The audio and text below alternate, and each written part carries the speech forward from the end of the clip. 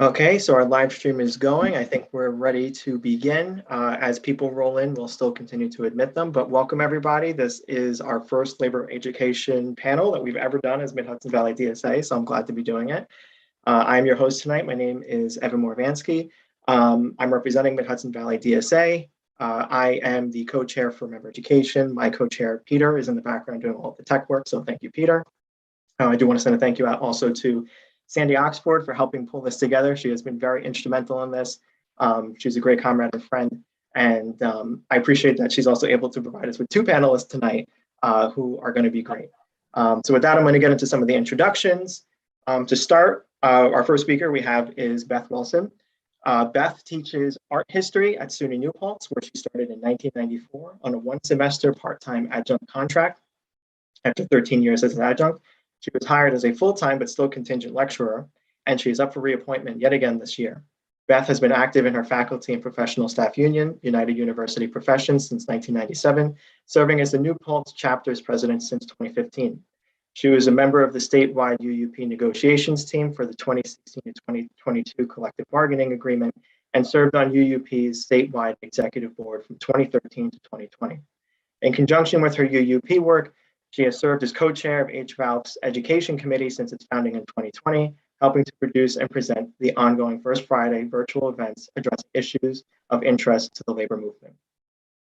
Bryan, who is our second speaker today, is a local representative of NewsGuild of New York with over 10 years of experience in a variety of union settings in both the private and public sectors, including a workers' center where she helped build power among the undocumented workers and community allies to fight wage theft and recover unpaid wages. Bryan has also represented nurses and health professionals and served as a unit chair and executive council member of the Washington-Baltimore News Guild. Our third speaker tonight is Sarah Dowd, who is an elected delegate for the New York State Nurses Association, New York's largest union of registered nurses. She is also an emergency department RN for New York City Health and Hospitals and a member of the New York City Democratic Socialists of America labor branch. And last but not least, we have Ashwini, who has more of a decade of experience fighting for international labor rights and transnational labor regulations, serving roles such as the Director of Global Campaigns at Unite Here, Director in the International Commission for Labor Rights, and President of Global Labor Justice's International Labor Rights Forum. She is an HVALF affiliate and Education Committee co-chair. All right, so I think that's good for the introductions. For anyone who's not familiar with DSA, we are the local branch, which represents just this region. There's many branches throughout the country, but the Mid-Hudson Valley region specifically, we are a member-led democratic and political and activist organization, but we are not a political party. We use various tactics to fight for systemic change that empower working people, and our chapter in particular covers Ulster, Dutchess, and Orange counties in the Mid-Hudson Valley in New York. So Beth, could you also introduce HVALF for us? Hi, yeah, so the Hudson Valley Area Labor Federation is a kind of a subdivision, in a sense, of the New York State AFL-CIO, which has divided the state into a number of these different regions. So we are the Mid-Hudson region. I believe it's 7 counties. We've got about 30 affiliates who are officially members of the Labor Federation. So basically, it's a place for unions, within our regional area to come together, to join forces, to support one another. One of the major functions that goes on a regular basis is screening candidates for local and regional offices. So we have candidates come in and speak to a room full of representatives from a bunch of our different affiliates. And we send our recommendations up to New York State AFL-CIO to decide who should get the labor endorsements in elections.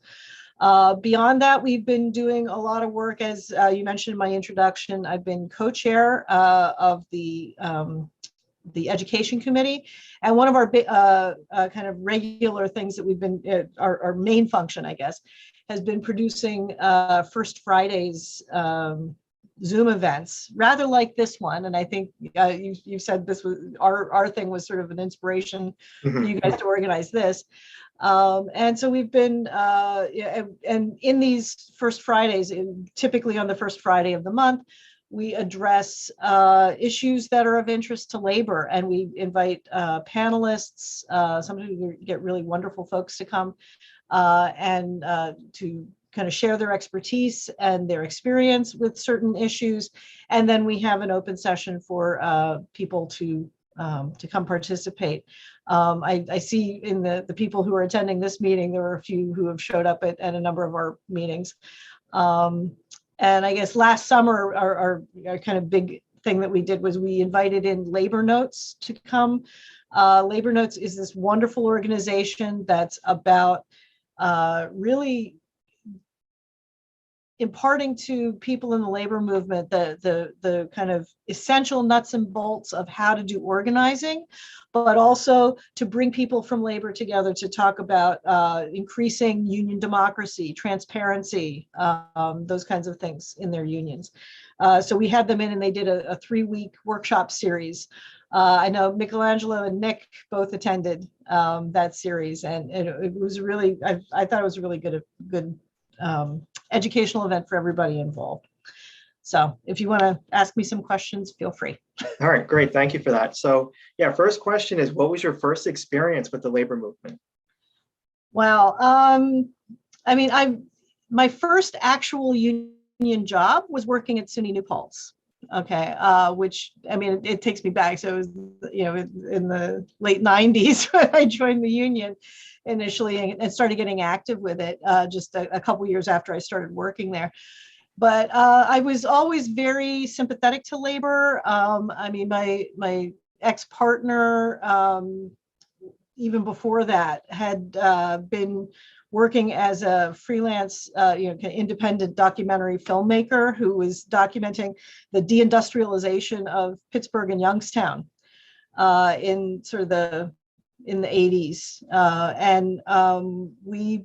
So I was really familiar with a lot of things about the labor movement, and of course, very sympathetic to it for a very long time. But I had my first opportunity to actually join a union was when I got to New Paltz. Okay, great. Yeah.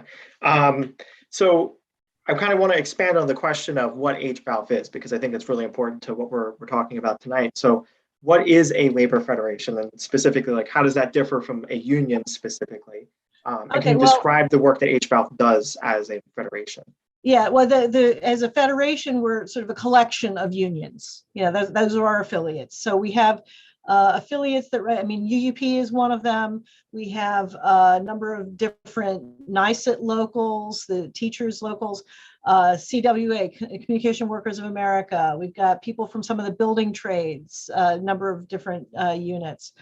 So the idea is to create a space for labor to, kind of communicate with each other and to coordinate our actions. So for instance, a few years ago, our brothers and sisters in CWA staged a strike against Verizon. They were having a dispute over their contract negotiations.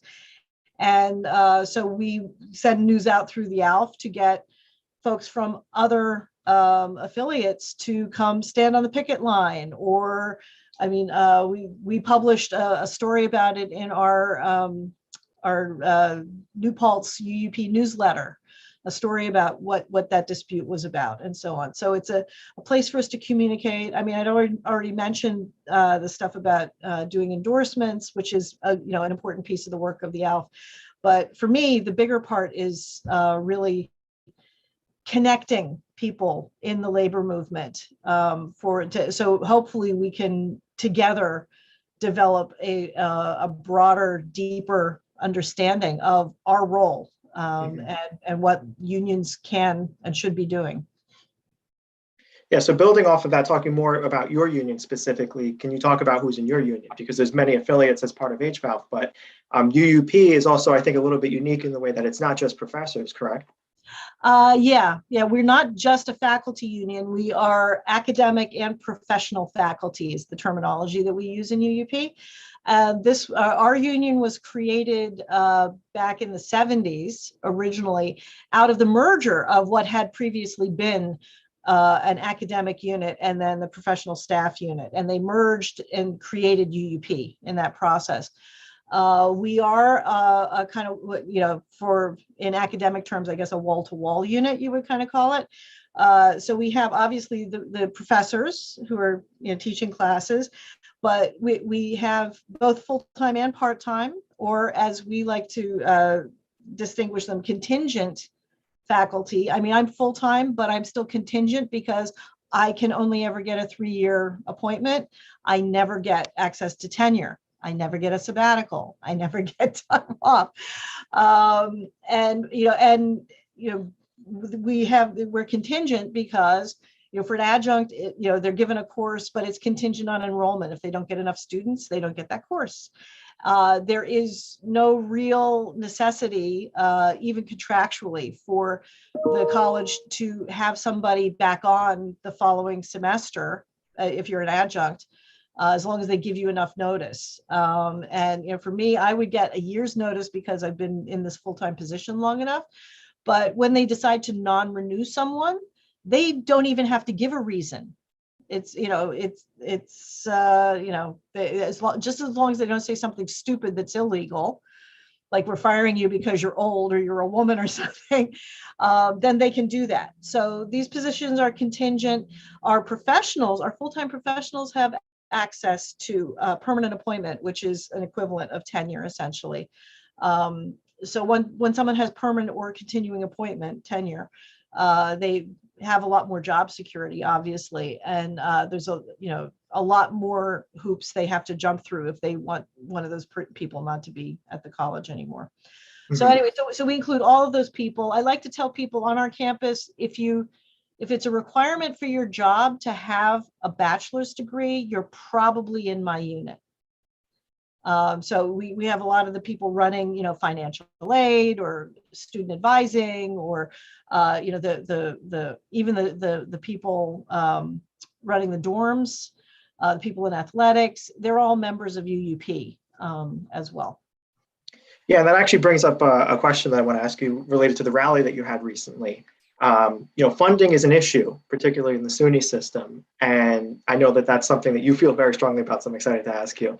But also, that's, I think, one of the benefits probably of having all of these different professions under the same umbrella, because something like the issue of funding affects everybody, even the student body. Right. And, it's something that unifies my membership, certainly, because everybody is getting shortchanged.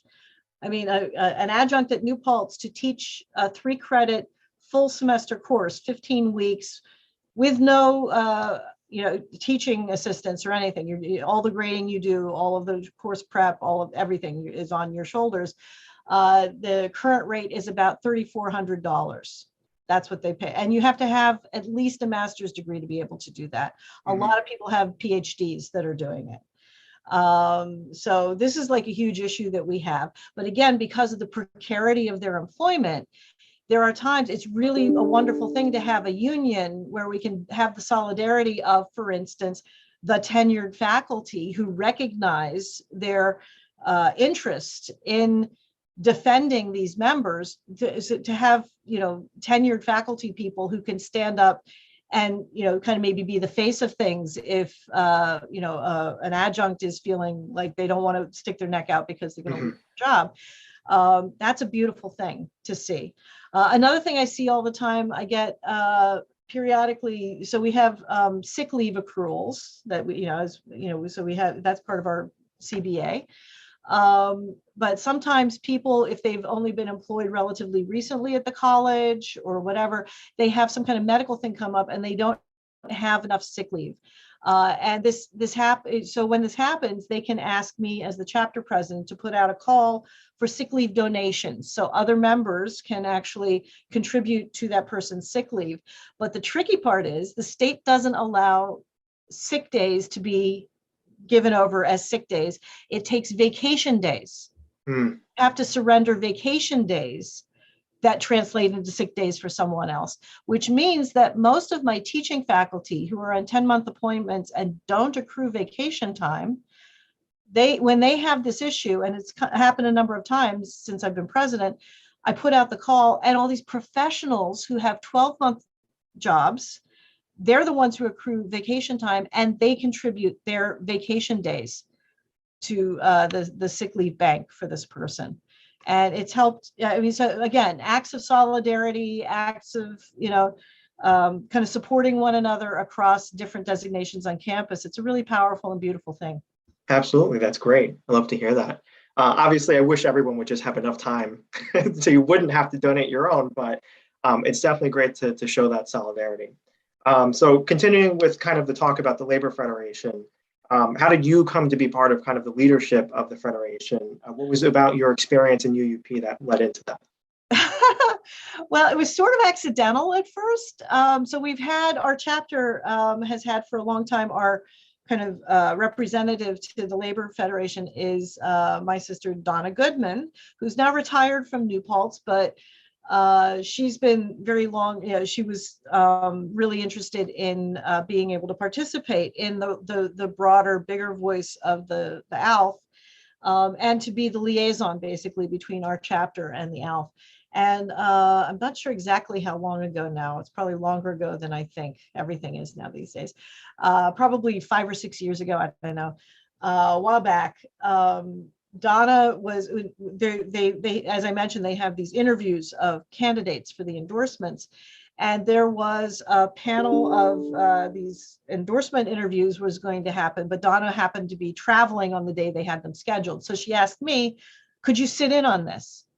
So I went. This is the first time I met the people in the ALF personally, in person. And, and when you do these interviews, they're just like, they're not kind of nonstop, and it takes all night. It goes on for hours until you see all of the people. And then once all the candidates are gone, we sit and we have our deliberations and we're voting on each candidate and so on and so forth. So it starts at 5 or 5:30 in the evening, and it can run until 11. And they bring in pizza and they, whatever. We're all just kind of sitting around the table, and you get to kind of know people as you're having this whole process. And I quite quickly kind of slid into this spot. And I wound up then being invited to come back for a few other different rounds of candidate interviews. And then out of that, it just sort of organically grew into this thing.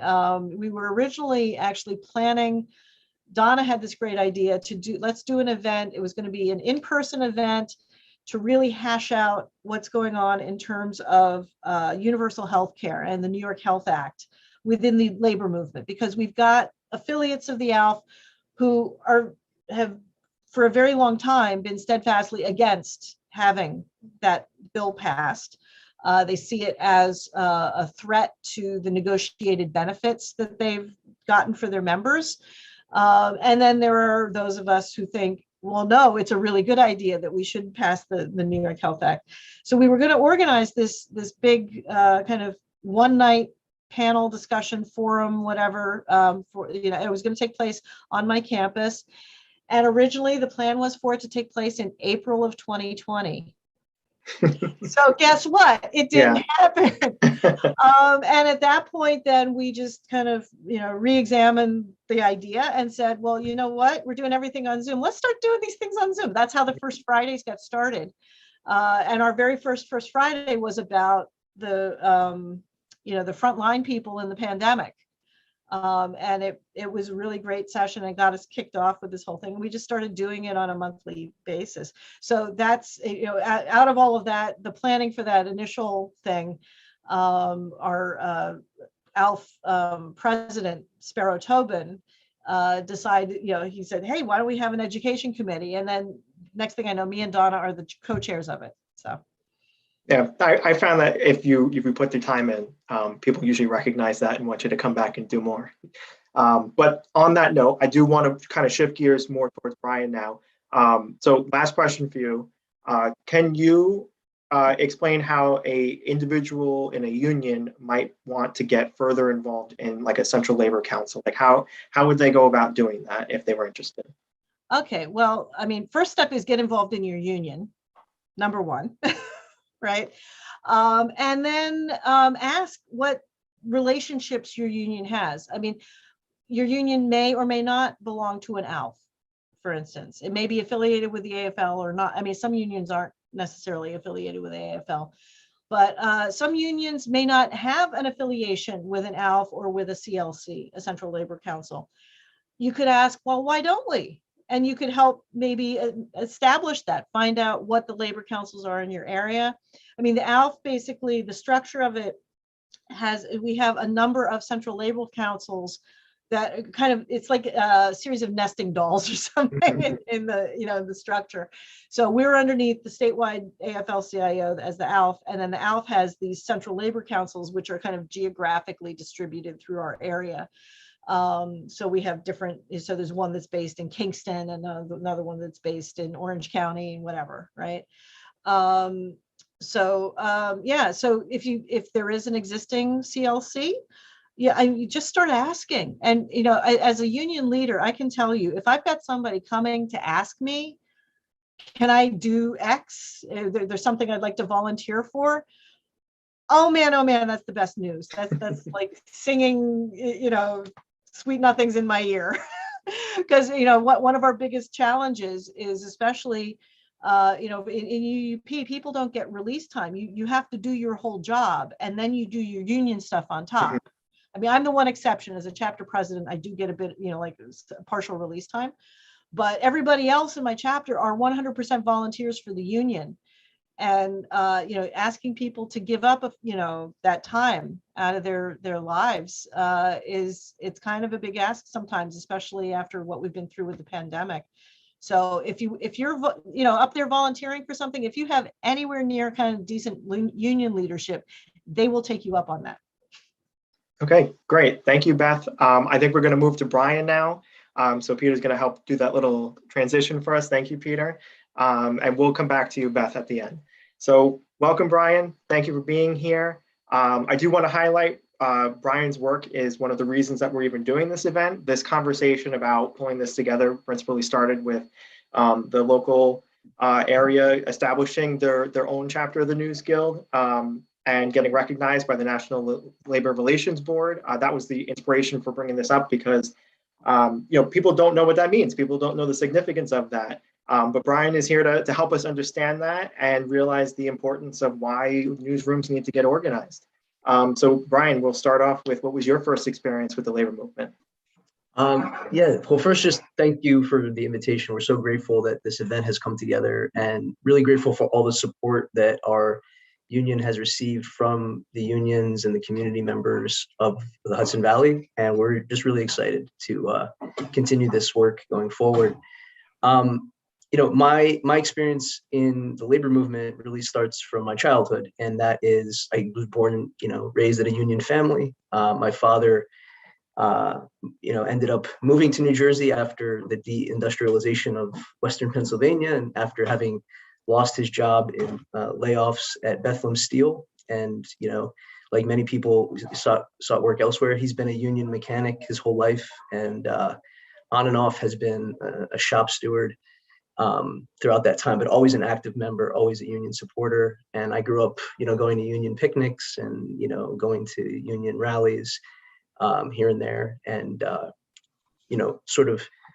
he's been sort of my role model in that regard. My first job out of college was my first direct experience in confronting the boss and fighting for a union. We tried to organize my workplace. My colleagues and I were working in a group home setting for adults with developmental disabilities, and recognizing that not only was the pay just abysmal and the conditions hard for the workers, but that actually translated into poor patient care. And the treatment that we're able to give the clients was directly related to the working conditions of the employees. So we tried to organize, and we faced a pretty brutal anti-union campaign. We'll talk more about that, I'm sure, later in this conversation, but I had a direct taste of that. Actually, lost my job after that because the employer looked for a chance to, I had a fender bender with a van that I was driving the clients in, and after we had the organizing drive and we ultimately were unsuccessful with the drive, they used that as a pretext to fire me, but my colleagues rallied around me and demanded that I be reinstated, and the union obviously backed me up. But that combined effort got the employer to hire me back, which was I think really a testament to you can fight, you can lose, but you can still continue the fight even if you haven't formed a union. And having my coworkers stand up for me was like a really formative experience for me. Absolutely, that's great to hear. I'm also from a union family, which is what sparked the interest for me. My dad, I think, has been in International Union of Operating Engineers for something like 30 years now, which obviously is older than I am, but it's a great experience to be able to go to those picnics and meet other union members. And the life that we live is because we're part of a union. We're a union family. So I have to give a lot of credit to that. There's a lot of power behind that. But yes, let's talk about Gannett. What about their practices drove you to organize? Because they are one of the larger groups owning like local newsrooms, but I'll let you elaborate more on that. Yeah, so I mean, our local, the News Guild of New York has traditionally represented, national print publications like New York Times and Reuters, and large national distribution magazines. And the organizing that we've done in Gannett is sort of our first foray into local journalism. And I think we made a decision, and having workers reached out to us and initiated the conversation around organizing. But we realized if we're going to be a union of journalists, we had to confront the fact that Gannett is the leading news media publisher in the country. They have the largest, in terms of print circulation, and the 5th largest digital media audience. So, basically their content reaches more people digitally now than Fox News, CBS News, New York Times Digital, BuzzFeed, WashingtonPost.com. So, it's really that, and the fact that roughly 1 out of 6 newspapers in the country is Gannett right now. The history of Gannett really goes back to like the early 20s, and Frank Gannett formed the company out of the Elmira Gazette. He was a Rochester newspaperman, Rochester, New York, and he ended up just buying up local independent media outlets and consolidating them into a national chain. And he earned the nickname, the Great Hyphenator, for his practice of buying up small independent newspapers and then combining them. So you'll see like, the Times Herald Record in your area. It's a combination of papers. We have many papers like that in New Jersey. But essentially what the business model has been over several decades, and I think more acutely in recent decades, is to consolidate and cut and slash the newsroom staff, cut costs in an effort to generate profit and appease stockholders. And that has really been to the detriment of the working conditions for the journalists, but also the content and the reach of local news. So you have, really newsrooms being atrophied and not being able to report on the communities that they traditionally have served. A very interesting website you could check out is usnewsdeserts.com, and it talks about, all across the country, you have actual news deserts because this is actually, the way that large national media chains are operating these days. So in the case of the Hudson Valley, this really started from the staff at the Bergen Record organizing, and I can talk a little bit about that in a second. But to go back to your general question, I think that the Hudson Valley Union in their public mission statement really summed up why they started organizing and what drove them to organize. And it said, they said in their mission statement, we stand for newsrooms as diverse as the readers they serve.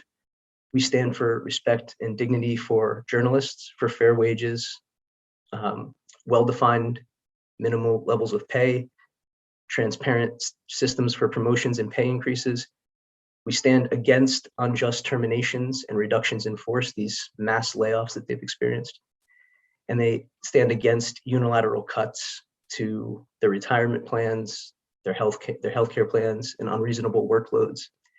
And they stand against the sort of, pay-to-play stories that are freelanced on behalf of advertisers. And you'll see some of that like sponsored content popping up on your local news site all the time. So, a lot of the trends in the industry have made journalists realize that they can no longer be sort of the neutral observer, and they have to take a stand and organize. So this is a big question. When a workplace wants to organize, a newsroom or otherwise, what do they do? because there's a lot of people, I'm sure, in the position where they, they have those conditions, right? They see that in their own workplace, and they can probably relate to it, but then don't know like what the next step is. Yeah, so our model, the NewsGuilds model, is based on CWA, our parent union, and we have basically 4 stages of organizing that we outline. So the first is contact, where we initiate contact, or more often the case, journalists or reach out to us, and we evaluate the workplace. We map it out a little bit. We gather basic information. We look for potential leverage sources and potential community support. Then we have a committee stage where we build an inside organizing committee, and have the eye towards identifying and recruiting member leaders to carry on the organizing from inside. And we want people that are well respected, that are good at their jobs, that are representative of the workforce, in terms of diversity, but also in terms of just job titles and departments within the newsroom. And through that committee stage, we build slowly over sometimes several years, sometimes it's a lot faster, careful and methodical assessments of worker support. And we do that through one-on-one organizing conversations. So it's really a member-driven process, and it's issue-based organizing. So, as we train and help facilitate member organizers to do this work, they're learning how to ID the issues in the workplace, help move people through their fear about taking on those issues towards collective action. So, and we sort of engage in constant assessments of these conversations and these their peers' support for the union through structure tests, which we would call them. Meaning we are testing actions. What people do. If they say they're going to come to the meeting and bring 2 more people next time, do they come through with that? If they say that they're going to sign a membership card tomorrow, do they do that? If they, ultimately, we build towards, in our union, our model is to have a public mission statement before we actually launch a public campaign. And that's a big step, right? So we bring people slowly towards their confidence to sign that. And we make clear to them that we're only going to go forward with that with a super majority of support on that public mission statement, so that everyone's standing together, shoulder to shoulder, and no one's sticking their neck out, right? This is about collective action. And that brings us to the third stage, is like once we go public, right? We've launched this mission statement. We have supermajority support. We've identified the issues. We've tested people's support through action. We anticipate an employer anti-campaign. So the union busting that we experienced in the recent organizing drives, I can talk a little bit about, but we sort of prepare for that through inoculation. And what that means is, we share with employees essentially the employer's union busting playbook. And we know what it is because it's cookie cutter. It's pretty much the same everywhere you go. We share literature from what management passed out in previous newsroom organizing drives. In other industries, we share, because it's often common between industries what employers are doing. We share recordings sometimes if we have a recording of a captive audience meeting. But more importantly, we talk frankly about the risks. We talk through the workers' fears, and that takes a lot of the sting out of the union busting that they eventually experience, because we've predicted it, and it builds credibility among the organizing committee that they've successfully predicted what was going to happen, and workers can see that. And it also takes a little bit of the mystery and fear about it. We say this is standard. This is not unique to you. This is in fact what bosses do to stop union drives. One thing that we use to great effect, and I could drop a link in the chat here, is levity or humor, and we used the anti-union bingo card in our organizing at the Bergen Record, which is essentially you get bingo by crossing off every time management says one of the cookie cutter anti-union statements that they're going to say. And in the first captive audience meeting at the Bergen Record organizing, someone got bingo in the first 10 minutes. And we posted it in an internal chat, and everyone was commenting on who was going to get bingo next. We put it on Twitter. You can see the actual bingo card that they used here, and I don't know if I'm able to share in the chat, but I'm sure one of you could pass it on.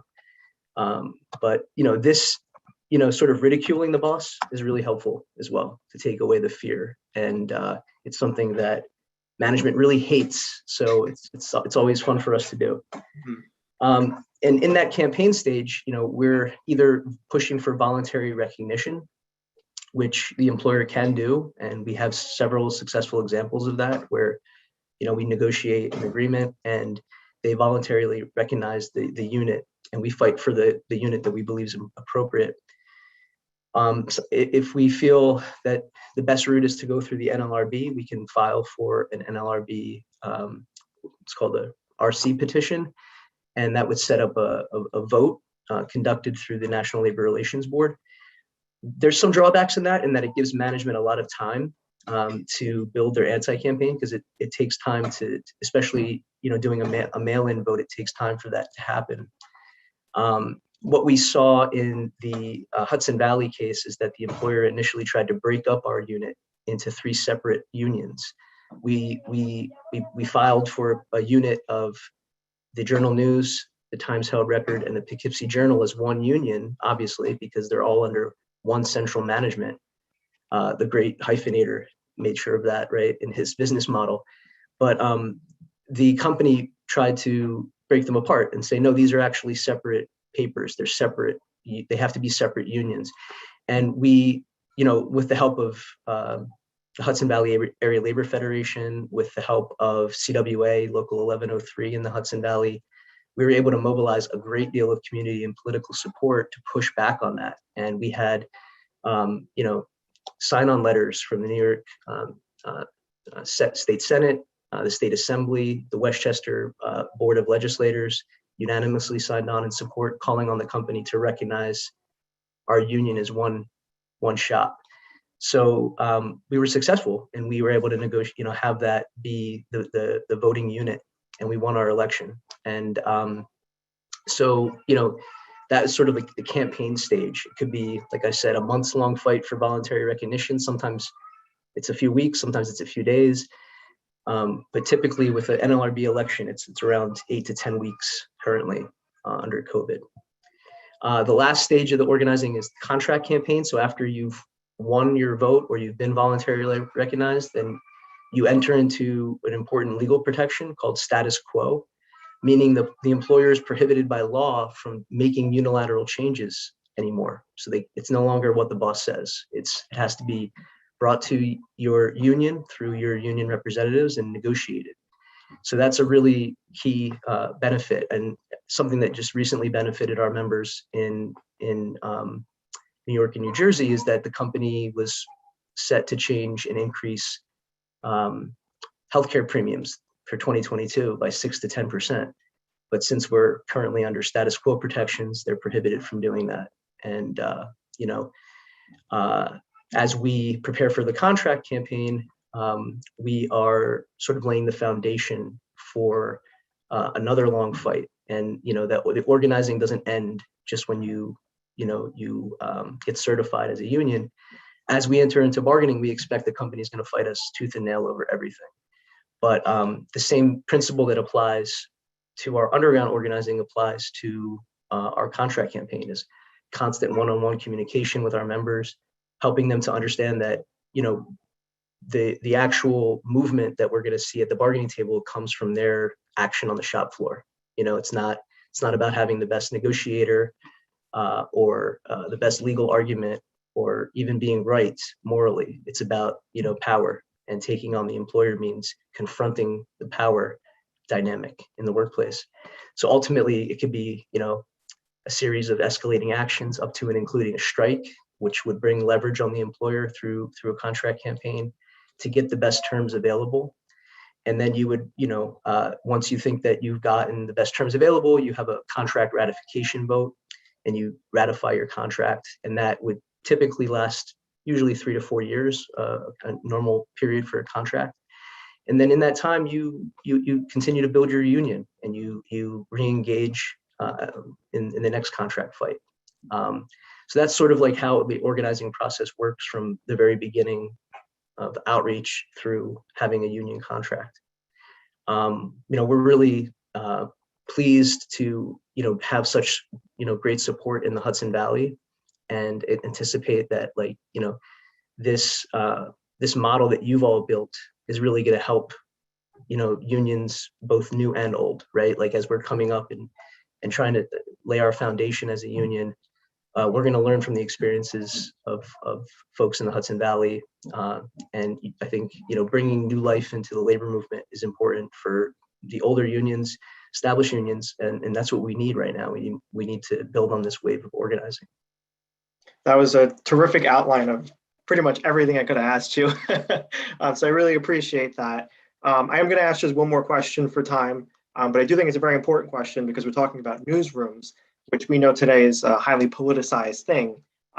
So for the consumers of news, for the people who watch and read the news, why is it significant that their newsroom gets organized? Yeah, I mean, I think, there is, a great deal of concern, especially now we see like the proliferation of just, what we can call misinformation, right? I don't want to use the term fake news because it's been like, misapplied, right? But like actual true fake news, like the misinformation that people are consuming. And the reason for that is that everything's sort of nationalized. It's politicized on a national level because the local content has dried up. And studies have shown that as local news is consolidated and destroyed, and you have these news deserts created, partisanship increases, corruption increases in terms of local government, and misinformation spreads, right? And people rely more on YouTube or Facebook for primary sources of information.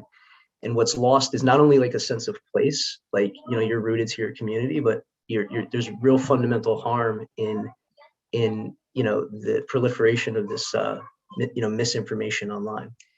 I think the sort of we all, like, journalists want the same things, right? They want to serve the community, and I think that there's a lot of common cause that we can make in pushing back on major chains like Gannett to restaff these newsrooms, to build back the structures that would allow for local news to be reported. And natural allies are the readers, the subscribers, and the organizations in the coverage area where these journalists are reporting.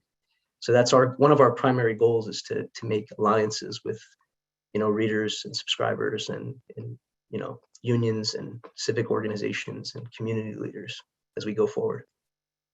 Yeah, I think, a common thread that you see through all union practices is that it's all about community engagement within the union, increasing the power of an individual's voice through collective action. So even though there are some things that are specific to newsrooms, there is that thread that even in the newsroom organizing carries through from, someone who's in like heavy industry could still find ways to relate to the work that you're doing. So I definitely appreciate it. I appreciate having you on today too, Brian. Thank you. I'm going to move on to Sarah, just for the sake of time. We may come back and visit some questions. But Peter, when you get the chance, let's get Sarah on board.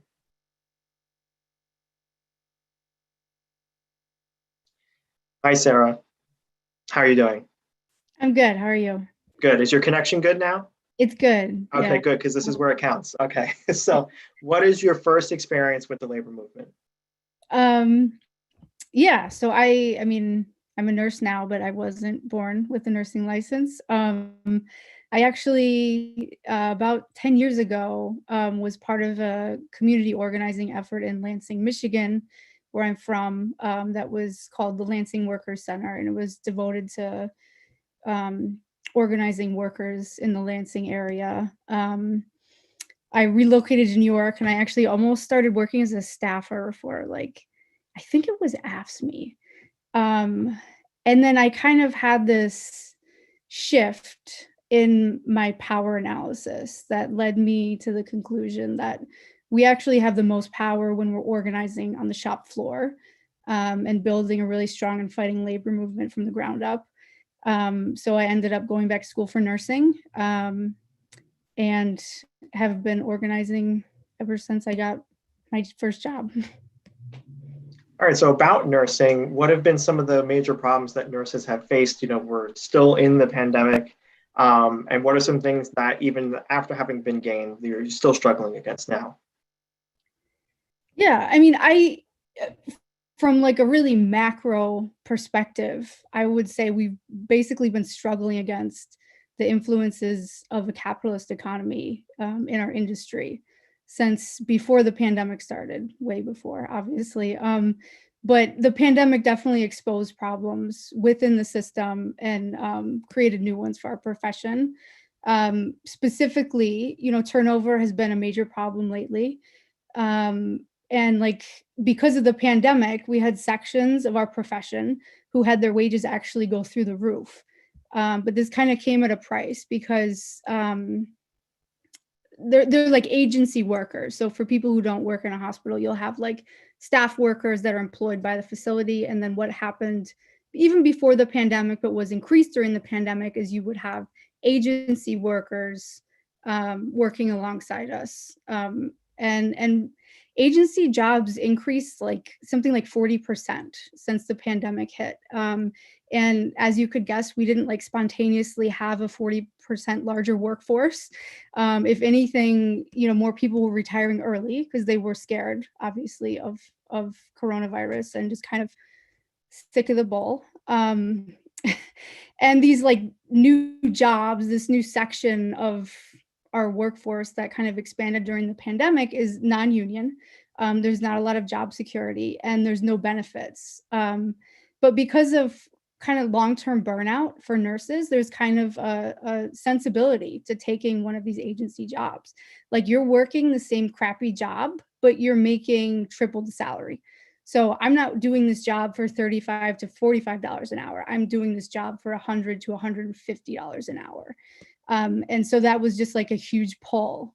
So a lot of nurses left staff positions in favor of agency jobs, which means that like larger and larger swaths of our profession don't have the same rights to organize as we'd have as union members who stayed as staff. So it shifts the culture of a workplace, obviously. It makes it really harder from a union perspective to fight management. If I'm working on a shift with 10 nurses and 3 of them are staff, that's 3 people that I can do an action with, as opposed to 10. And, there was like a financial incentive for the employer to do this because now you have like a really mobile workforce that doesn't have rights and you don't have to offer benefits to them, which is actually kind of a lot cheaper. It was especially cheaper when they were getting money from FEMA and stuff like that.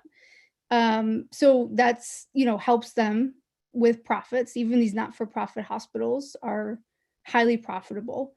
And that's just kind of an example of what I'm talking about with like the influences of capitalist priorities on our workplace. So I think it'll be interesting to see what happens in the next phase. My hope is that as wages kind of fall back down, nurses will go back to staff jobs with hopefully like new expectations of what constitutes good wages and like acceptable working conditions. Yeah, the agency part's really interesting. Locally in Kingston, they recently had some cuts to a rehab program in a hospital, which led to nurses losing their job, and they had to fight to get it back. So, one of the problems, primarily not even just that, but a more general issue has been things like access to PPE, making sure the environment is not just safe for the nurses, but even the people who are in the hospitals as patients, particularly throughout the pandemic.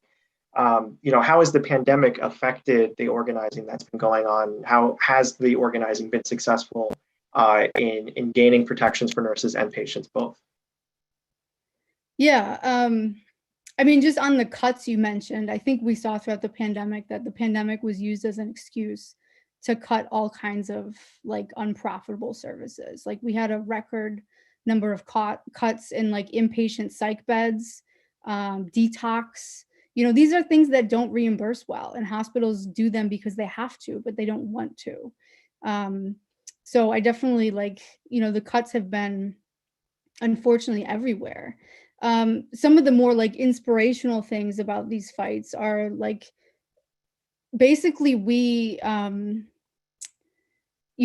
probably March and April, had a series of actions outside of hospitals that were really widely publicized on the news. And it was kind of like small groups of rank and file nurses that were supported by the union that spoke out, and the demand we escalated. We had multiple, but the primary one was, a new N95 every day, because prior to that we were using one N95 for 5 shifts, which is like it's disgusting. I mean, it's not just disgusting, but they're not effective at that point. They're made out of elastic and paper, and so we actually, we had one outside of my hospital, and a week later, Cuomo issued this statewide mandate that we would be given a new N95 every shift. And so that was a huge win for us. I think it showed a lot of workers that, by engaging in these collective direct actions, we can win things.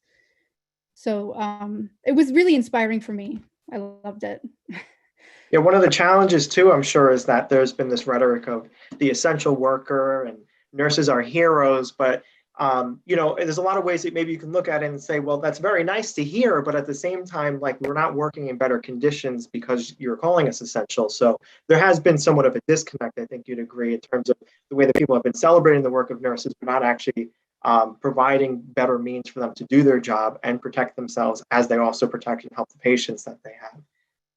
So more on the union end of things, unions sometimes have this difficult thing that they have to do, navigating in more of a democratic space, negotiating and communicating from like the union leadership to its membership and the public, things that are happening in the union, whether it's contract negotiations that could be anywhere from what you're doing as a nurse to like the Kellogg's employees who are doing things like that, or the John Deere employees who were just recently doing it. So how do unions approach contentious issues for members? That could be anything from contract negotiations to the terms of a vaccine mandate on the job. These are not things that everybody agrees with, but as a democratic organization, it's a good example of how workers can negotiate those terms together. So I want to see what your thoughts are on that. Like, how does that play out? Yeah, that's a really tough question. I am a rank and file nurse. I have a leadership position in that I'm a delegate, but that's like the lowest kind of leadership position in the union. And I've been really fortunate to be able to speak my mind freely without having to kind of dance that line too much. And there are a couple really clear instances, like especially in NYSNA, where there's been that disconnect, great examples like the Black Lives Matter movement as expressed in the most recent uprising in the summer of 2019. Like, NYSNA issued a statement in support of the movement, which obviously was great for me, like being a member of the union. And there was some backlash from the rank and file that, we have a lot of members of our union that are, have family members that are cops or married to cops, and kind of viewed this move as an attack on their families. And that's like a real issue. The vaccine mandate is another one that, that one I even had trouble touching, because it's just like, you don't want to lose your coworkers. Mm-hmm.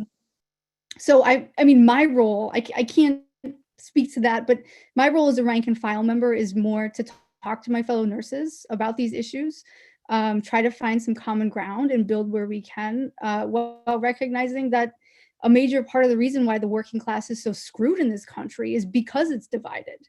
And that's not something that's going to change overnight. But I think as rank and file organizers, we're well situated to say, hey, I'm just like you, and I believe something completely different. Mm-hmm. Let's talk about that and kind of use that as a starting point to move forward and like hopefully closer together. Absolutely. Yeah, you're in a unique position to be doing that.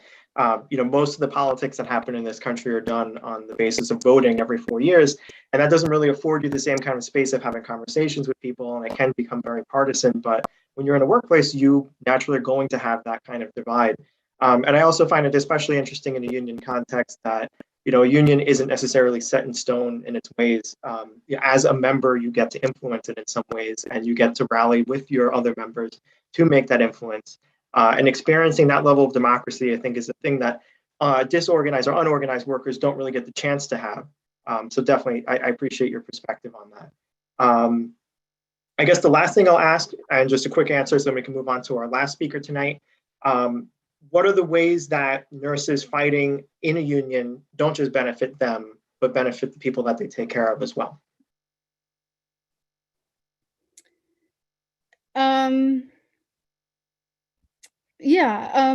So I can phrase it in a different way. Think about bargaining for the collective good, right? Because when you're fighting for things that could be your own health care or higher wages, alongside that, at least implicit in that, you're also working to create a better environment for the people who are coming into the hospital, not as workers, but as patients. Yeah, definitely. I mean, I think one of the really useful things about being part of a union is you can kind of fight for these bigger demands. Like, NYSNA has been fighting for universal health care for a long time. And I think one of the great things about unions is that we don't have to just use them to negotiate the terms of selling our labor. These can actually be structures that we can use to promote self-organization of the working class, which is, a major component of class struggle. And it's a key element of the path towards like a more just and equitable economic system. Okay, great. I think that's a great time to transition now to Ashwini. So thank you again, Sarah. Peter, when you get the chance, thank you. How are you doing today, Ashwini? I'm just fine. How are you? Good. So I'm going to give you the same question I gave everybody else first. What was your first experience with the labor movement? And that's, of course, a complicated question because my first years with the labor movement were pretty much entirely as an organizer and not as a union member. And in fact, I didn't become a member of a union until my first job after law school, where CWA News Guild, which was organizing in the nonprofit industrial complex at the time, organized the Workers' Rights Consortium in Washington, D.C. But before that, I was living in India for many years, and I'm as an activist, I'm very much a product of the women's movement in India. And at that point, I started working with the Railway Workers Union. Incidentally, one of the largest unions in the world.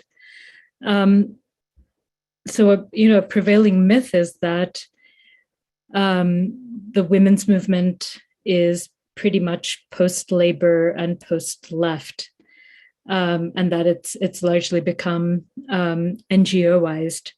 And I would say an accompanying myth of that is that, the labor movement, especially in places like India, has become so bound up in party politics that it has lost a sense of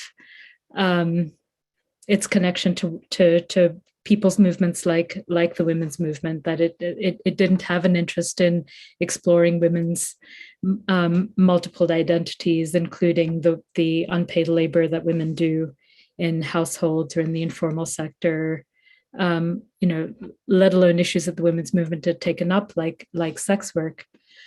So when I started working with the Railway Workers Union, the campaign that I was asked to take on was entirely defensive.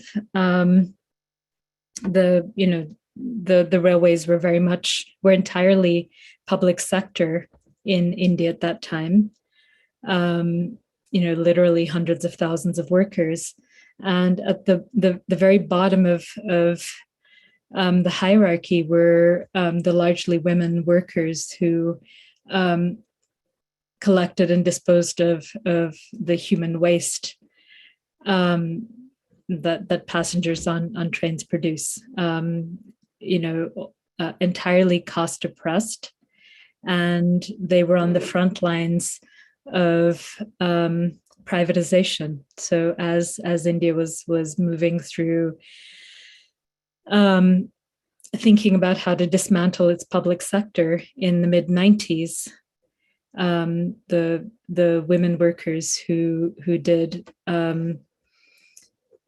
service work, including waste collection, were about to be subcontracted into very precarious private sector jobs. And my job as an organizer was basically to tell them, it's just fine that this union has ignored you for literally generations, but now you have to hold on and fight, because it's not just about you, it's about an entire movement. Mm-hmm. I wish it were a more uplifting story. We didn't win that fight, but that was my introduction to the labor movement in 1995. Yeah, so that kind of brings us into the larger context of the labor movement now, where we were previously talking specific to the Hudson Valley, but labor is global, just like capital is, right? And so how do these individual labor fights that play out regionally on a local level, statewide, on all these different scales, how does it play a role in these larger global fights against things like climate change, racism, fascism? How do these fights play out? Another difficult question, because I do feel after so many years of doing work on in the realm of global labor, which is incredibly squishy. Like if you were to say, what does it mean to be doing global labor work, you could come up with 30 answers and none of them would be the same. But I'd say it's really important to be strategic. Often when we talk about cross-border solidarity, we think about the feel-good stuff, right? Like the social media posts on support for workers on the other side of the world, and those certainly have a role, because when workers are on strike on the other side of the world, it makes a difference to know that you're not alone. Even if the workers who are supporting you are part of a different employer in another country in a completely disconnected context. But I do think we have to keep asking ourselves, what does solidarity mean? And how is it that our fates are actually bound together? And what can we do to really push to make our realities and our workplaces connect to someone else's? I mean, for a long time, I worked in the global campaigns department of Unite Here, the hospitality union in the US and Canada. And one of the last campaigns we worked on before the pandemic was to try to lift standards in airline catering. Again, not an area of work that would leap to mind as central to a global economy. But we had traveled to Frankfurt, in the middle of this big contract fight with workers from airline catering kitchens across the US. And in particular, there was one worker from a very small kitchen in Detroit. I think, under 100 workers. And at some point, we were in Frankfurt, and she locked eyes with a worker who was in the kitchen in Frankfurt, and said, "So I'm actually loading the trays in Detroit for Lufthansa flight, whatever it was, 562, that you were unloading in the morning in Frankfurt." And it was like it was an intense moment of connection. It was a real sense that workers on either side of this flight path could really join forces and stir shit up, right? So, I mean, on a bigger scale, we think about companies like Amazon, and part of the conundrum that we have here is, Amazon is organized in other countries, but it's union busting over here. What is it that we could really be demanding of workers and of movements in other countries to make organizing rights real over here? And it's not an easy question because it's so bound up with just really complicated questions of political economy. I mean, when every time that I've taken workers on, I've been part of worker delegations to other countries to be with them as they stood up to the boss at annual general meetings. And they asked the question, like, why is it worth your while to spend so many millions of dollars trying to try to beat down on workers who are trying to organize? And, they're shockingly honest in those moments. And they say, well, when workers organize in Europe, it doesn't really add that much to our bottom line. When workers organize in the US, we suddenly have to pay, an additional $8 an hour for healthcare. We suddenly have to face their demands around retirement security. It's just not worth it for us to do anything but fight to the death. So I don't. It's not it's certainly not anything but a rambling answer that I have for you, but I do think that we have to take hold of the micro stories as much as the big ones. So at the same time that we're thinking about the fight at Amazon, we have to be thinking about the fight at little airline catering kitchens.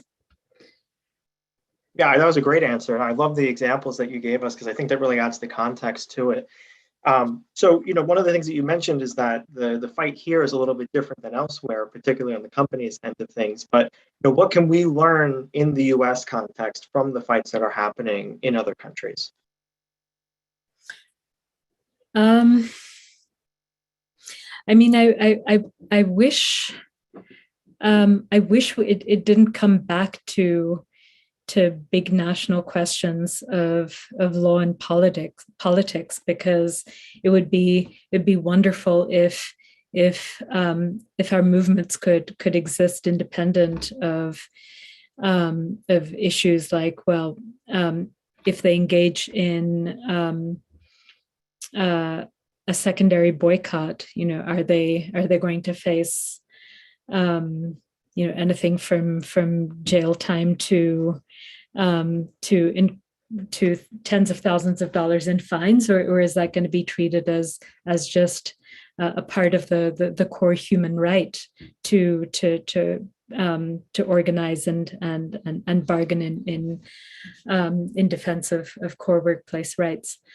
So I think one of the basic things that I wish we could see looking at other countries is that our legal and political domain could be organized very, very differently, and it would mean that the ways in which we have to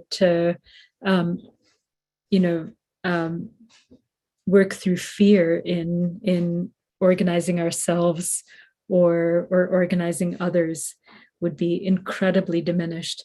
And unfortunately, we are, the US is exporting its industrial relations model and its anti-union consultants to other countries. So it's not just imperative that we have to learn from other countries, but we really have to deliver a harder boot in the ass to the anti-union types here. Mm-hmm. Yeah, so building on that, the labor movement often has to negotiate the tension between working for the working class or organizing for the working class as a whole, while also representing the workers in a particular workplace. And, oftentimes we could say maybe that someone who's organizing in their workplace isn't necessarily thinking of someone on the other side of the country, or especially not on the other side of the world when they're doing it. But it does kind of play into this larger story of something that's unfolding. And so how do labor federations, particularly, the Hudson Valley Area Labor Federation as an example, how does that connect different industries and different locations in a way that can maybe build that consciousness out?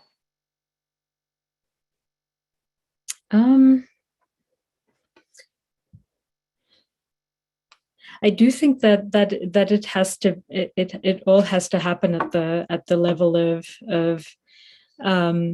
information. I mean, there's only so much that we can orchestrate in terms of campaign focused conversations. I mean, we would.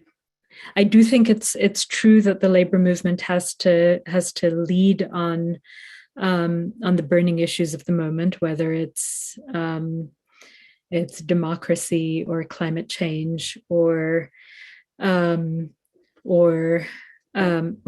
else. But we can't be romantic about the struggle. I mean, unless we really come to terms with the fact that we have racists and fascists and climate deniers in our membership and in our leadership, we're not going to be able to get to the other side of this. It's not our business to sweep those issues under the rug, but we have to figure out how to fix it. And labor, I think, only becomes a force in those fights when we engage.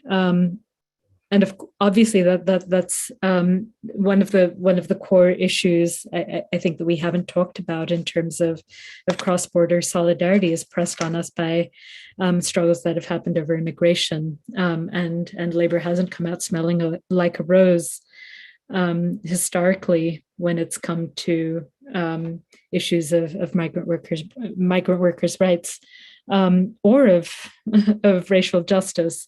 But I keep thinking about a comrade that I worked with very closely who'd been an auto worker in Ypsilanti, Michigan, and he was so an African American worker in a context that was very racially charged, and he talked about the culture of the shop floor and of the community there. And he said, and he talked in particular about a worker leader who was white. And he said, they fought shoulder to shoulder. There was no better comrade in fighting the boss. An injury to one was an injury to all, etc. But he said he wouldn't want to run into him in a dark alley. And so we can take away multiple lessons from that story. But in my book, that's not a tragedy. It's not about the failures of labor to be able to confront and cure racism in our communities. It's just a reality that we have to work and organize through. So I'd say it's true of the role of labor in racial justice, and it's true of the role of labor in dealing with the global economy. We have to look long and hard into our dark protectionist nationalist hearts, and then get to the other side. Thank you for that. So with that, I think I'd like to move on to the question portion, the Q&A portion, while we still have time. I appreciate all your answers, Ashwini. That was great.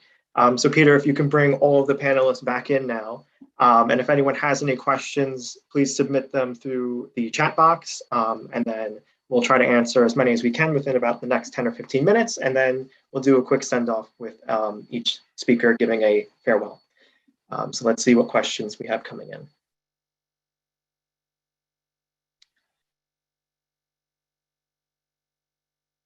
Okay, so I don't know, are the speakers able to see? No, I have this question personally. So I'm going to read the question out loud. I believe this is for you, Beth, so listen in. You mentioned a labor federation is an attempt to create space for labor to communicate with each other, but you mentioned HVALF is an AFL-CIO body. Is there a structure to include unions like SEIU or others in discussions and solidarity who are not AFL-CIO? Well, I mean, for me personally, I'm open to everybody. I'm not just like AFL-CIO exclusive. The ALF in particular is a creation of the AFL-CIO. But certainly we, like in the context of the First Fridays, we talk to people from all different kinds of unions and not necessarily AFL unions. So absolutely we have room to build solidarity with everybody. It's just, this is the formal structure of the organization that we're dealing with, right? So hopefully that answers that question. Okay, I have another question here. There's more general pro-labor sentiment out there these days, particularly among young people, many of whom may not have much experience with the labor movement. People will see that workers are on strike somewhere. Sorry, lost my place in the question. And want to support them and might suggest something like boycotting whatever product those workers make. What are some tips and some do's and don'ts for people who are looking to ways to support striking workers? And I guess anybody can really answer that question. I think I would say, first of all, if you're seeing like a call for a boycott or something, double check to make sure the workers who are on strike or whatever, who are organizing that, are actually calling for that. Because a lot of times people just kind of pile on, they think that's a good thing, but there may be strategic reasons that the people in the struggle do or do not want to have a boycott established. So that, I guess that would be my number one hint. Mm-hmm. The other thing, in terms of young people, I work on a campus with a lot of young people. And we are constantly working. I mean, I just got really excited. We had this rally last week about getting more funding for SUNY. And through the process was brought in connection with a new activist student group on campus. Currently, they call themselves New Paltz Accountability, and their focus to this day, up to now, has been about really kind of holding the administration's feet to the fire about the way they've been reporting or misreporting statistics about sexual violence on campus. But you know, people that I know that are very much in touch with them, connected them with our rally. They were wondering about, they wanted to support us, but they're also interested in opening up into kind of new things. And so we are hoping that we can establish a new, really great working relationship with these very fired up students. This spring, we're discussing doing an institutional debt reveal project, which would involve a bunch of research and which absolutely impacts the students and the faculty. I mean, our relationship with our students is a very organic one, and it's really easy for us to establish solidarity with them. I on a regular basis, I point out to them that, you know, the administration's relationship to you is strictly transactional. They're looking for your tuition money. But we are in the same spaces with you. We're helping you get through your degree. We are in the classrooms with you. So that's where solidarity happens. So for young people, you know, I mean, the other thing I guess I would recommend is get the hell offline and go out and get involved with something. Number one, yeah. It does make me think, to Brian, you know, if someone sees that like their newsrooms are being governed by a really bad boss, the first thought might be like, oh, well, I'm not going to support that newsroom. But the result might be that there's not enough money coming in to support local news, and that would only hurt the workers further. But I'll let you expand on that.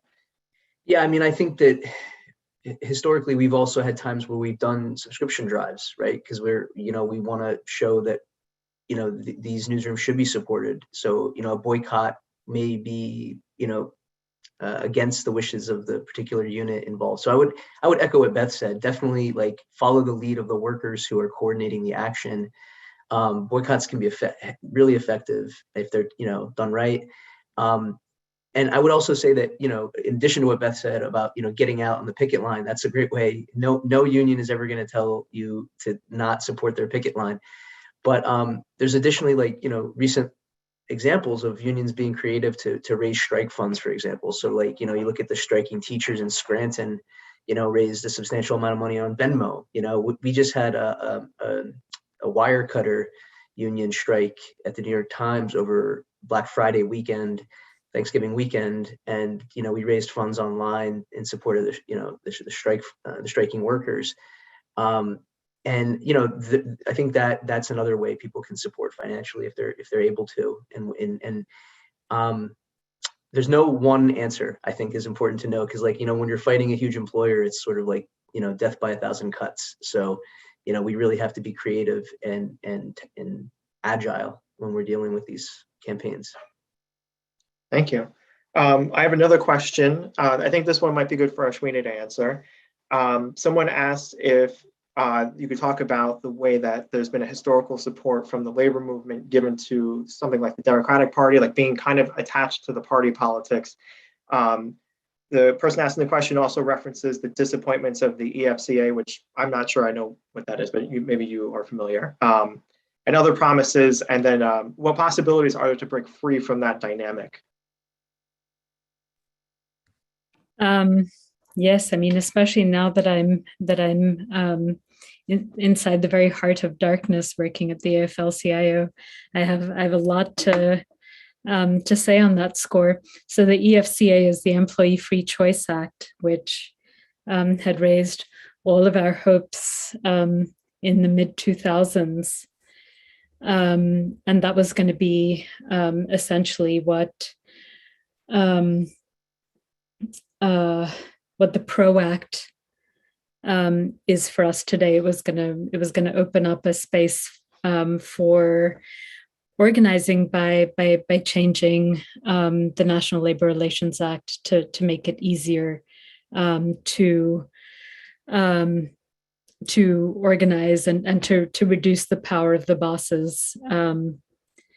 So, I mean, it's a really tough issue because I mean, we'd love to be able to say that workers' movements should happen in a space that's independent of our fights for legal reform, or to elect the new savior of the labor movement. But realistically, our fights are all taking place in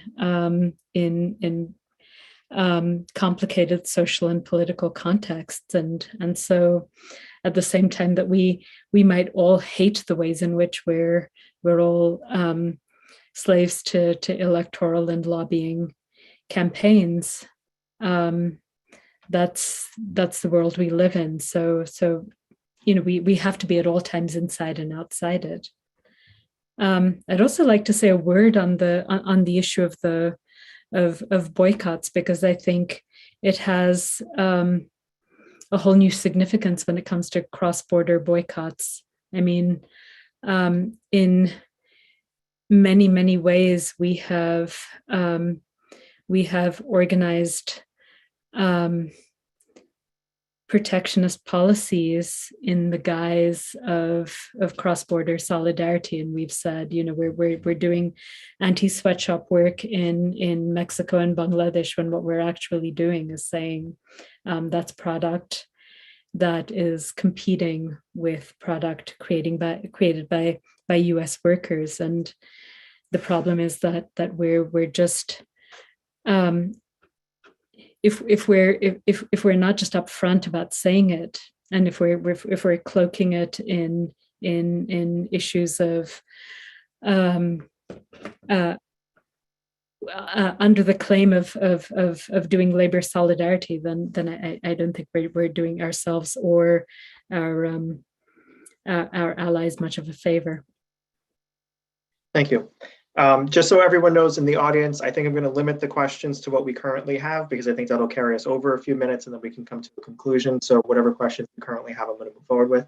So starting with Dan Atona, who is our electoral chair, co-chair, wanted to ask if he could use screenshots from tonight's events on social media to celebrate that we did this today. So everybody can just give a thumbs up if you're okay with that. But we can also chat about it. Okay, everybody gave thumbs up, so we're good. There you go, Dan. But he did have a question, an actual question to follow it up. And I think this one might be good for Sarah. What would you recommend to a worker who is in a non-unionized workplace? How should they begin having the conversations about unionizing with their coworkers? Yeah, it's a good question. And I just want to apologize if I can tell my internet is getting a little glitchy again. But I think when you're first getting started in organizing, it's really important to have really deep, trusting relationships with the people you work with, and try to find out who your core people are, that really are kind of on the same page as you as far as what are the workplace issues, what needs to be done. Hopefully they share the vision that a union is winnable and going to benefit the workplace. And then just kind of start there. And I think Bryan did actually a great job of kind of like laying out the exact steps. But I think the first step is to find out who's close to you and develop strategies to reach out to the people that may be, either hesitant or, kind of slightly against the idea, and try to start moving them towards your core group of people that will then eventually be ready to do the organizing drive. I have another question. So this is not for anyone in particular, but if someone has an answer to this, definitely you can choose to answer it. So what can we do about supporting the farm worker overtime rule to move it to 40 hours like for other workers? And do you have any information about, I suppose, anything that's relating to kind of like the farm work? I guess to kind of add to that question, I think the first farm workers union formed in Long Island recently, which was because of a change that was made, I think, legally that allowed them to organize. I don't know many details on that, but if someone from HVALF, I would suspect, does have some details on it, I definitely welcome it. I noticed our sister Sandy Oxford is on the Zoom. I don't know if it's possible to unmute Sandy and let her talk, because she knows everything about the farm workers. Peter, if Sandy's cool with it, we can bring her on. Yeah, I can do that. I hope you don't mind, Sandy.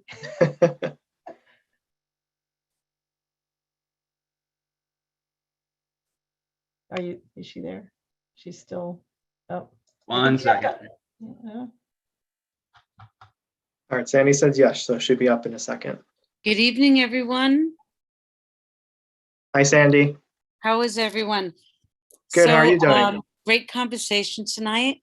And the Farm Worker Fair Labor Practices Act was passed in 2019 after a 21.5-year campaign that finally afforded farm workers the ability to collectively bargain. So 2019, the law was passed, and in 2021, we had our first union organized, Pindar Vineyards, Pindar Wine in Suffolk County on Long Island. And it was really good. I don't know about the contract negotiations, where they are at the moment. I did meet with organizers at an event about a month ago, so it was a bit celebratory. I didn't get to talk too much about the details of the negotiations, and that is being done. The increase, farm workers only have, they do not get overtime pay after 40 hours of work. They have to work 60 hours. And that's a bit of a problem for the farm workers. The Farm Bureau has held very strong. It's a wage board that has the power to change this. And I believe it's going to be reviewed. I'm sorry to say, I don't know more. I think it may be either December or January. This is up for review again. We did not have success about 6 months ago when we tried to improve the situation at the wage board. I'm hoping that with everything that's happened and with more support that the farm workers are getting, that the elected officials, that it's actually the governor's board who set it up. So I don't know. I mean, the governor has a lot of power in this too. So it'll be interesting to see. I wish I had more insight, but thank you. Sandy, while we still have you on, do you mind introducing yourself briefly so people listening know who you are? Yeah, absolutely. I'm Sandy Oxford, and I'm a member of LIUNA Local 108, and I also get to work as the director of the Hudson Valley Area Labor Federation, working with 44 affiliates in a 7-county region: Orange, Ulster, Columbia, Dutchess, Greene, and oh, I left one out. I can't think. Help. So yeah. Putnam? Who? Putnam? No, did I say Rock? Yeah, I don't know. 7 counties. And we just celebrated our 20-year anniversary this year. Really have an extraordinary group of vice presidents and really fine president who is leading the way, who is an educator. He believes in education. He's very supportive of the work that the DSA Education Committee is doing. And, you know, the Hudson Valley Area Labor Federation is been embarking for the past 24 months to really have a deeper relationship with the community. And, you know, we've been able to do some of that with the work that we've been doing with DSA. So we're really appreciative of the outreach that DSA does to the labor movement regularly. I think it's that consistency that I hope will really create the foundation of something fruitful for all of us in our region. Thank you. Absolutely. Thank you, Sandy. And again, for anyone who doesn't know, Sandy was extremely instrumental in making this happen. So I do have to give my big thanks to her for that. I do have one last question from the audience, and then I'm going to let everybody kind of say their farewells for tonight. The last question is, does anyone know if the PRO Act is still in Biden's reconciliation bill, or what's planned, like anything that's planned with the PRO Act in the near future? I know, Ashwina, you had briefly mentioned the PRO Act in reference to the other act from the early 2000s, so maybe you can kind of start off that conversation. I mean, my best information is that, you know, we're treating it as though we're still alive, but no one is really seeing a pathway to getting it across the finish line unless, among other things, the filibuster goes away. But there are many obstacles, not least of them Mansion and cinema. It gives us something to organize for. All right, so with that, I do think I'm going to draw this to a close. So in the order that the speakers spoke tonight, I want to give 1 to 3 minutes to do a call to action. So it could be something that you're passionate about, could be something related to your union, but this is, you have a captive audience right now. So I want you to take advantage of that. Let us know what we can do to support you. Anyone who's not here tonight, information that we can share with them. We'll be sending out a follow-up email so people can get that information. So starting with Beth, let us know, what do you care about? What should we care about? And what can we do about it? Well, we should care about public higher ed in New York State. The CUNY and SUNY systems are our systems of public higher education. Under Governor Cuomo's tenure over the past 11 years, 12 years, whatever that was, basically he imposed neoliberal austerity in his budgets on our system relentlessly. The VP for administration of the New Paltz campus has said as much as our campus has not seen a single new dollar of state subsidy since 2013. And what this has meant is that we've gone from, when I first started in SUNY back in the 90s, the system was paid for with about 70% of state subsidy, and about 30% was student tuition money. Today, it's currently 24% state subsidy, and the rest is tuition money. So what we have done is privatize the cost of public higher education, putting it progressively or regressively on the backs of our students and their families, which of course we all know about the student debt scandal, and the way that has played itself out. This is how it's happened, is by the absolute refusal of New York State to tax the wealthiest. I mean, currently we are, I think second or third in terms of per capita GDP of all the states, because of course we have Wall Street and we have, I think last count I saw, it was, I don't know, maybe, 100 something billionaires living in the state. So we have, near the top of the highest per capita GDP. We are 39th in state spending per capita on higher education. That's a scandal.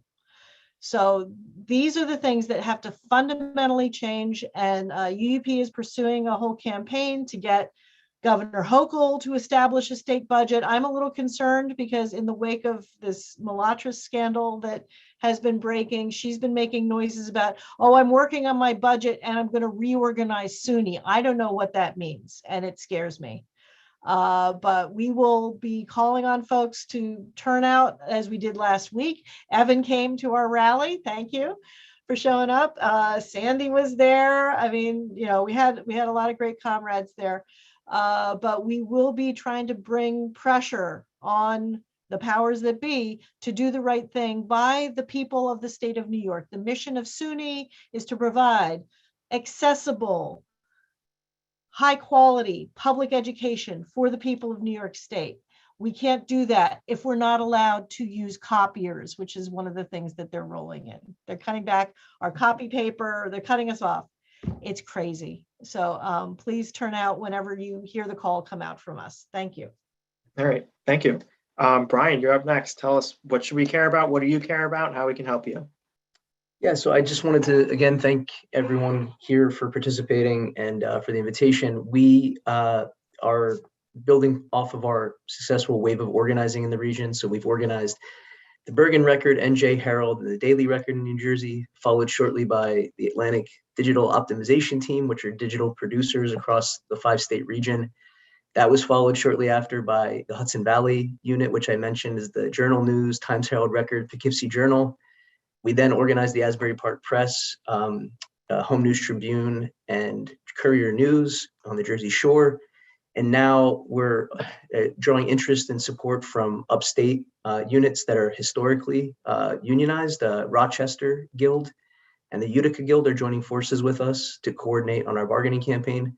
So we're heading to the table to Gannett, with Gannett, you know, having built a strong foundation, but we really need the community and political support as well.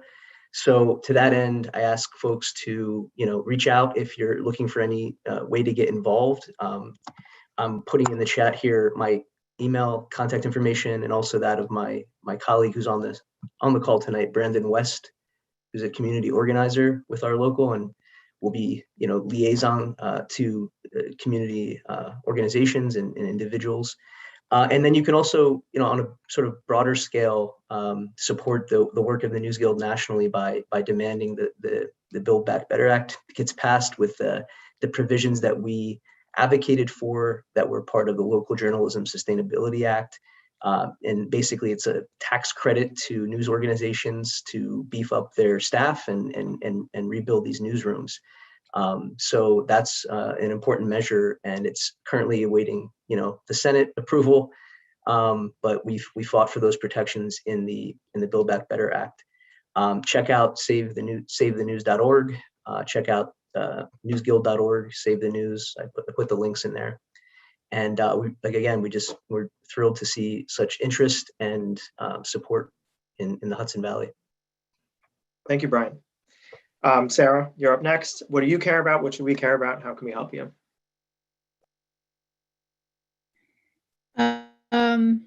Yeah, I guess my call to action is become a member of a union, join DSA, become a nurse. Like if you want to join me, or do something to join us. I think there's been one common thread in everything that each of the panelists have said, which is that the labor movement needs committed organizers, particularly those of us that have a vision, those of you that have a vision in your mind of like what the world could and should look like.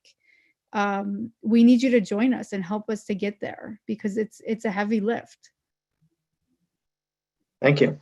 Ashwini, you're our last speaker for tonight. Last answer. What do you care about? What should we care about? And how can we help you? Heavy responsibility to close us out.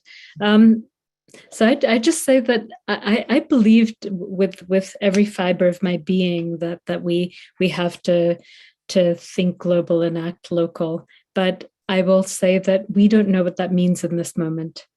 The the script that was written for me when I entered the movement 30 years ago just does not hold true today.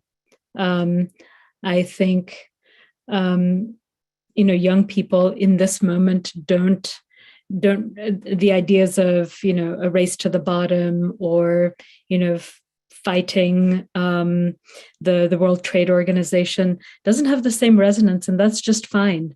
But you need to figure out what it means for you. Write the script. We're waiting for you to make a plan. And if any one of you wants to step up and lead, you have a follower in me, because there's a lack of conviction in this moment in a global labor discourse, and the only way that we're going to fill it is with real organizers who are figuring out how to give it meaning. All right, thank you. So with that concludes, I'll say my little bit. This has been a phenomenal experience. I appreciate everyone coming out tonight, both audience and our speakers. I feel like I learned a lot, so I'm assuming everybody else did too. And yeah, this is a thing that has to be fought for together. This is not an individual fight. There may be individual fights, at one workplace, one union, but it plays into this larger story, and we get to choose what that means collectively. It's not up to any one of us to figure that out, but it is up to all of us to figure it out. And we're at a critical moment now to do that, which is the very reason why we had this event. So thank you again, everybody. I have thanks coming in through the chat now. So, even the audience is also thanking you. This has been great. I'd love to do something like this again. We'll be in touch. For anyone who RSVP'd, whether you made it or not, we'll have a copy of this on YouTube once the live stream is over. Any resources that the speakers want us to share, I will send in a follow-up email within like the next week or so. And everybody, let's stay in touch. Let's get organizing. All right. Thank you.